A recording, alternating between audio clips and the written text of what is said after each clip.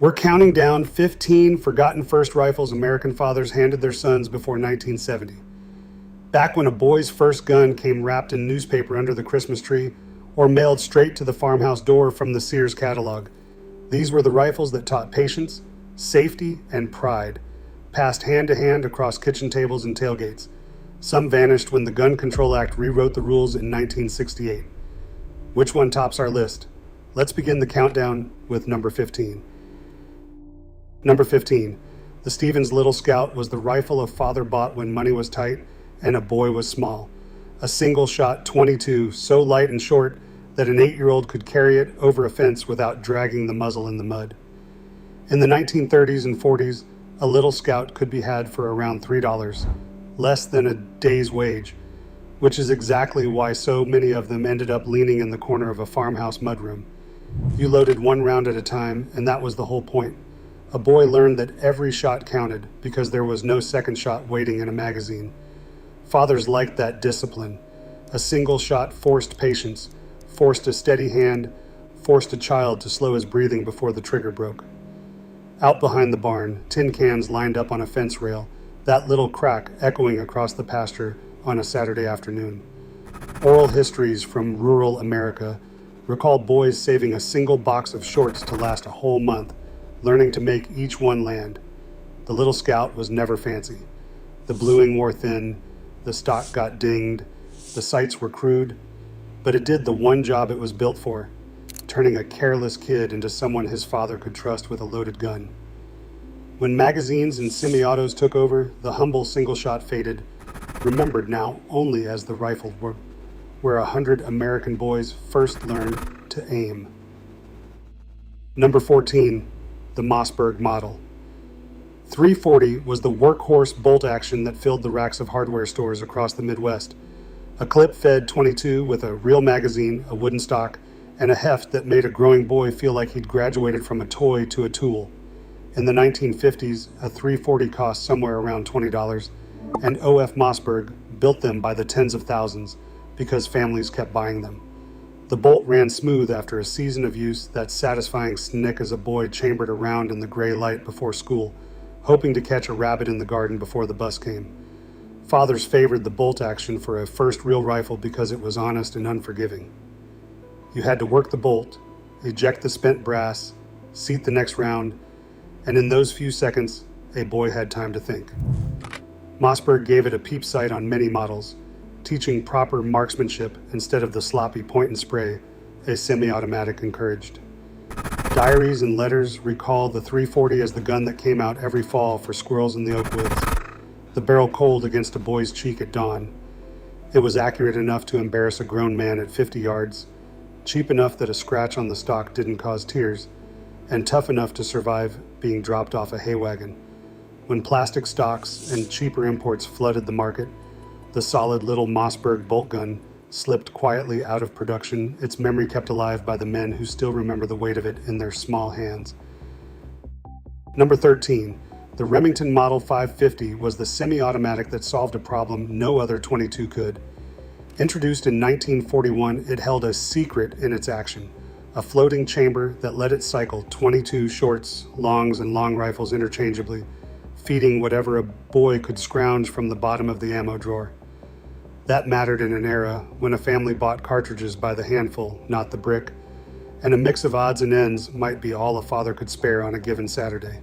The 550 cost around $30 new, more than a single shot, but worth it for the magic of pulling the trigger and hearing it fire again without working a bolt. Tube-fed through the buttstock, it could hold a long string of shorts, enough to keep a boy busy on a fence full of cans all afternoon. Fathers appreciated that it taught a lesson too. With a semi-automatic, discipline had to come from the shooter, not the gun. The smell of Hop's No. 9 solvent on the kitchen table, a father guiding small hands through a first cleaning, the rag turning black with powder residue. Oral histories recall boys learning trigger control on the 5 and 50 because it would happily send a round downrange every time the trigger moved, punishing carelessness with wasted ammunition. When simpler, cheaper designs arrived, the clever floating chamber was forgotten. But for the families who owned one, the Remington 550 was the rifle that ate anything and never quit. Number 12. The Winchester Model 1890 was rarely bought new for a boy. It was handed down. A pump-action .22 designed by John Browning himself, it had spent decades in shooting galleries and on farm porches before it reached a grandson's hands sometime in the 1950s. By then, the bluing was worn to a soft gray patina, the walnut darkened with 2 generations of palm oil, and every scratch had a story a grandfather half remembered. A slick pump action, it let a boy rack round after round with a satisfying clack-clack that made him feel like a rifleman in a Western picture show. Winchester built more than 750,000 of these gallery guns, so nearly every rural family seemed to have one leaning in a closet.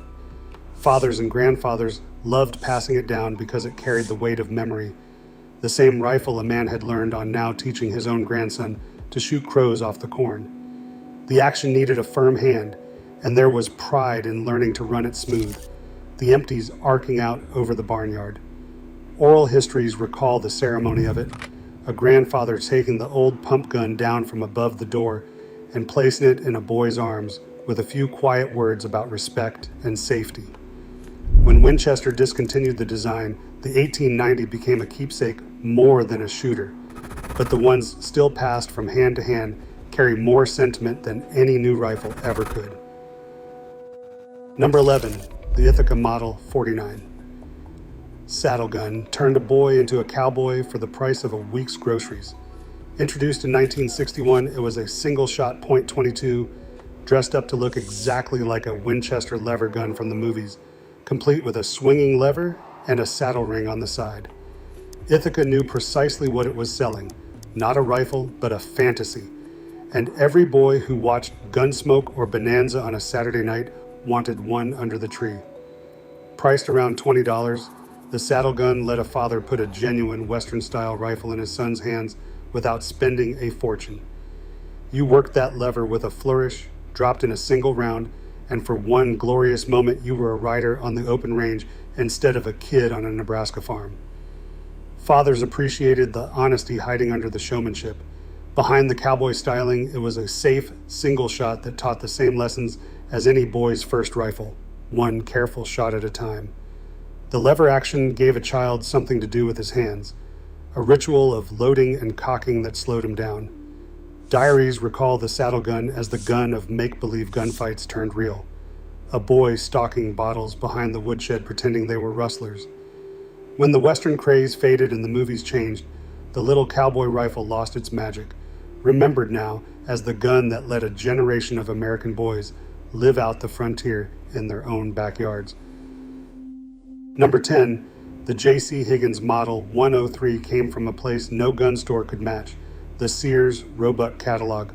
Before 1968, a father could flip to the sporting goods pages, fill out an order form, mail a check, and have a brand new .22 caliber rifle delivered right to his mailbox. No paperwork, no dealer, no questions asked. The J.C. Higgins name was Sears' own house brand, and the Model 103 was a solid bolt-action .22 built by Marlin and High Standard under contract, sold for around $15 in the 1950s. For millions of rural families miles from the nearest gun shop, the catalog was the gun store, and the arrival of that long cardboard box was an event a boy remembered for the rest of his life. Fathers trusted the Sears name the way they trusted the Craftsman tools in the garage, and the 103 rewarded that trust with reliable accuracy and a lifetime of service. The whole ritual is what vanished. A boy watching for the mail truck for 2 weeks, the neighbors gathering to see what came, a father slitting the box open at the kitchen table. The Gun Control Act of 1968 ended mail-order rifle sales to individuals, and with a single stroke of a pen, the catalog gun became history. Today, the J.C. Higgins Model 103 is a reminder of an America where a rifle arrived with the electric bill, and a boy's first gun came from the same pages as his mother's washing machine. Number 9, the Stevens favorite was already an antique when many boys received it, and that was exactly its charm. A falling block, single-shot .22 caliber rifle first made in the 1890s.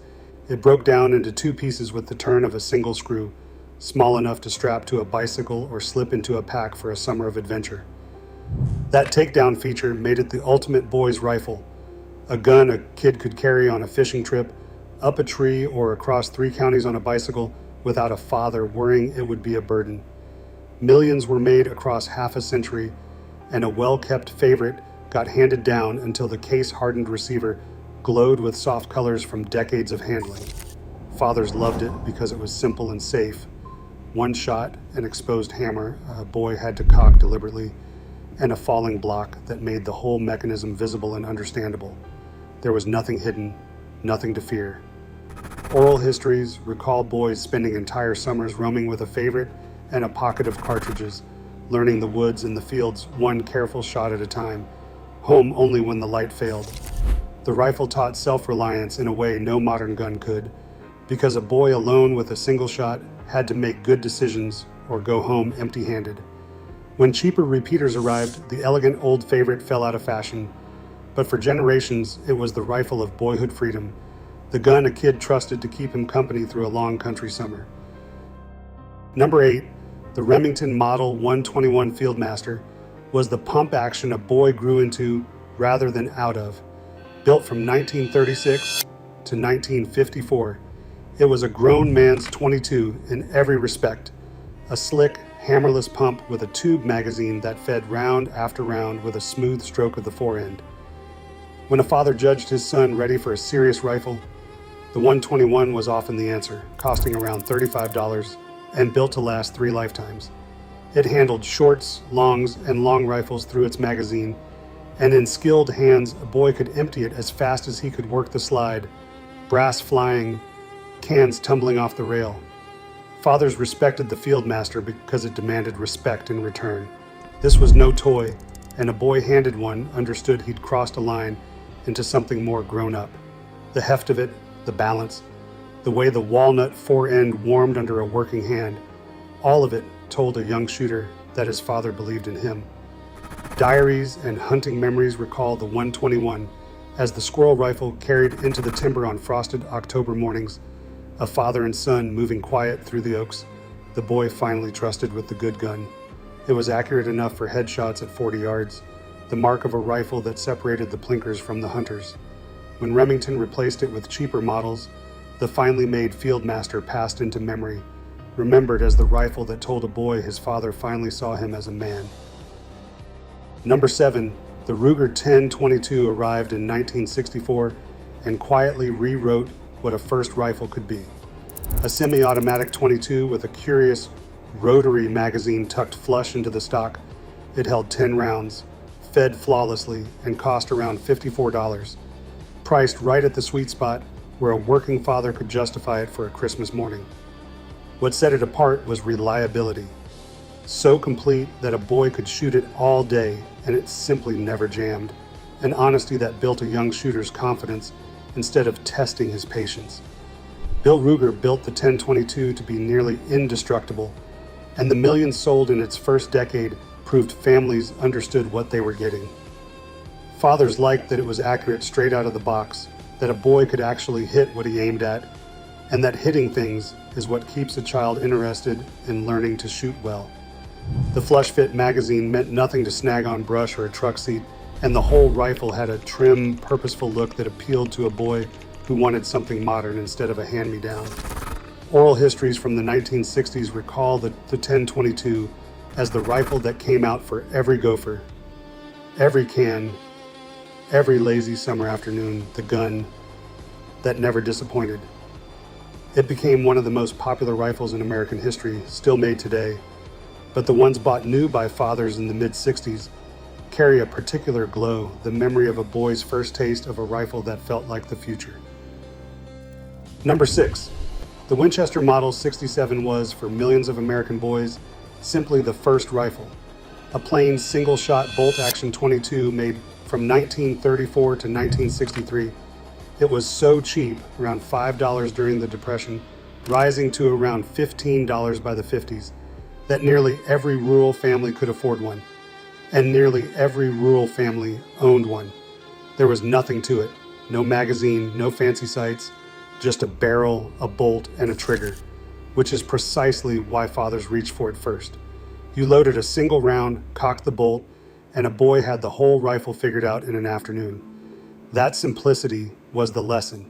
The Model 67 taught a generation the fundamentals without a single distraction. Sight alignment, breath control, trigger squeeze, one careful shot at a time. Winchester built hundreds of thousands, and they scattered across every farm and small town in the country, leaning behind kitchen doors and riding in the back windows of pickup trucks. Fathers trusted it because a single shot in the hands of a nervous 10-year-old was about as safe as a firearm could be. One round, one decision, no chance of a magazine full of surprises. Diaries recall boys learning to walk a fence line with the empty 67 before ever being allowed a cartridge. The whole ritual of trust built shot by shot. It was never worth much money and never will be, but the Model 67 taught more American boys to shoot than almost any rifle ever made, remembered with real tenderness as the gun where it all began. Number 5. The Marlin Model 60 arrived in 1960 and went on to become the best-selling rifle of its kind in the world. A tube-fed semi-automatic .22 with a genuine walnut-finished stock and a barrel that shot far better than its modest price suggested. It landed at around $35 and delivered accuracy that made grown men jealous. Marlin built these by the millions, more than any other .22 in history, which means an enormous share of American boys who came of age in the 60s learned to shoot on a Model 60. Its long tube magazine held a generous string of long rifles, enough that a boy could set up on a groundhog town and stay busy until supper. Fathers loved the value of it, a rifle that looked and felt like more money than it cost, with a micro-grooved barrel that put rounds on top of each other at 50 yards. The last shot hold open told a boy when he was empty, a small touch that taught good habits. Oral histories recall the Model 60 as the rifle that lived in the truck all summer, brought out for every varmint and every impromptu shooting match between brothers. It was reliable enough to trust, accurate enough to be proud of, and cheap enough that a father didn't flinch when it got left out in a light rain. When plastic-stocked budget guns took over the low end of the market, the walnut-stocked original faded, but the Marlin Model 60 remains the rifle that taught more boys to shoot straight in the 60s than any competitor could claim. Number 4. The Remington Nylon 66 looked like nothing that had come before it. Introduced in 1959, it had a stock made not of walnut, but of DuPont nylon, molded in a rich mohawk brown with a checkered grip and a gleam that made older rifles look tired. A semi-automatic .22 that fed from a tube in the buttstock, it weighed almost nothing, never needed oiling, and shrugged off rain, snow, and mud that would have ruined a wooden gun. For a boy in 1960, it was the space age in his hands, and fathers found it nearly impossible to resist the pleading once a son had seen one in the hardware store window. Priced around $50, it was a splurge, but it was also nearly indestructible, and a father could reason that a rifle his boy couldn't easily break was money well spent. The nylon action ran so slick that the 66 could fire faster than a boy could think, punishing careless trigger fingers and rewarding the ones who learned control. Remington sold over 1 million of them, and demonstration shooters used them to shatter hand-thrown wooden blocks in midair, feats that made every boy in America want one. Diaries recall the Nylon 66 as the modern marvel under the Christmas tree, the rifle that made a kid the envy of every friend on the block. When taste swung back toward traditional wood and steel, the plastic-stocked wonder was quietly discontinued. But for a brief, bright moment, the Nylon 66 was the coolest first rifle a father could possibly hand his son. Number 3. The Marlin Model 39. It carried more history than any rifle a boy was likely to hold. A lever-action .22 descended from a design that first appeared in 1891. It is one of the oldest firearm designs in continuous production in the world, and holding one connected a boy to 60 years of American shooting. That lever action was the whole appeal. Working it felt like starring in every Western ever filmed, and the 39A did it with a quality no cheap cowboy gun could match. Machined steel and figured walnut that made it a genuine heirloom. It cost more than most first rifles, around $60, which meant a father gave a 39A when he meant it, when a boy had proven himself and earned something built to be passed to grandchildren. The rifle took down into 2 pieces with a single screw, and its tube magazine swallowed a long string of long rifles that a boy could cycle through that smooth lever as fast as he could aim. Fathers revered the Marlin because it was the rifle a man kept for life, accurate enough to hunt squirrels well into old age, beautiful enough to hang above the mantel.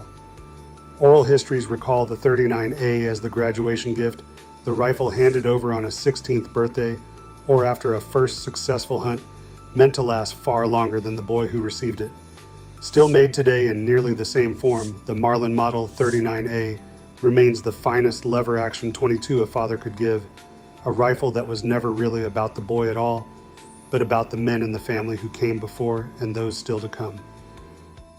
Number 2, the Daisy Red Ryder was where nearly every American boyhood with a gun truly began.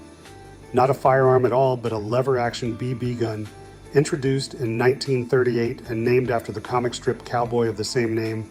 It was the rifle a father gave when a son was still too young for a real one, and it did more to teach safety and marksmanship than any rifle on this list. Priced at just a few dollars, the Red Ryder was affordable enough that almost every boy got one. Usually on the Christmas morning he'd been begging for it since Halloween. That lever action, that leather thong hanging from the saddle ring, that wood stock with Red Ryder's name burned into it, all of it made a small boy feel 10 feet tall. Fathers understood the genius of it. A BB gun taught every fundamental of shooting, sight picture, trigger control, muzzle discipline, and the iron rule of never pointing it at anything you didn't mean to shoot, all before a single live cartridge entered the picture. A boy earned his .22 by proving himself with the Red Ryder first. Generations of American children learned, you'll shoot your eye out, not as a movie punchline, but as their father's genuine warning, delivered with a hand on the shoulder in the backyard. Daisy sold them by the many millions, and they are still made today. But the Red Ryder of the mid-century was the universal beginning, the gun in the corner of 1,000 memories, the rifle that started the whole journey toward becoming a man his father could trust. And finally, in first place, the Winchester Model 94 crowned the whole tradition as the rifle that marked a boy's passage into manhood. Every .22 and BB gun before it was practice. The Model 94, a lever action chambered most often in .30-30, was the real thing. A boy's first deer rifle, the gun a father placed in his hands when he judged him ready to take his place in the timber alongside the men. First introduced in 1894 and built past 7 million examples, the Model 94 was the most successful sporting rifle in American history. The classic deer gun carried in truck racks from Pennsylvania to Oregon. Costing around $70 to $90 in the 60s, it represented a real sacrifice for a working father, which is exactly what made the gift so heavy with meaning. A boy understood when that rifle came out of the closet with his name on it that his childhood was ending and something else was beginning. The heft of a centerfire cartridge, the recoil that a .22 never gave, the knowledge that this rifle could take a whitetail cleanly at 100 yards, all of it announced that he was trusted now, fully. Oral histories recall the ceremony of the first deer season with the Model 94, a father and son sitting silent against an oak in the frozen pre-dawn, the boy's hands shaking with cold and nerves, the old man's quiet nod when the moment came. Fathers gave the Model 94 because it had been given to them, an unbroken chain of men and rifles and first hunts stretching back through the generations. Today, the everyday tradition of the handed-down deer rifle has faded, but for the men who received one, the weight of that Winchester in their arms on a cold November morning remains the truest memory of the day their father called them a man. Across all 15 entries, from the humble Stevens single shot to the Winchester Model 94 at the very top, these forgotten first rifles tell a story of patience, trust, and the quiet bond between a father and his son. The common thread is the passing down, one careful shot at a time, of discipline, respect, and responsibility. Which of these rifles do you remember? Drop it in the comments and tell us who put your first one in your hands.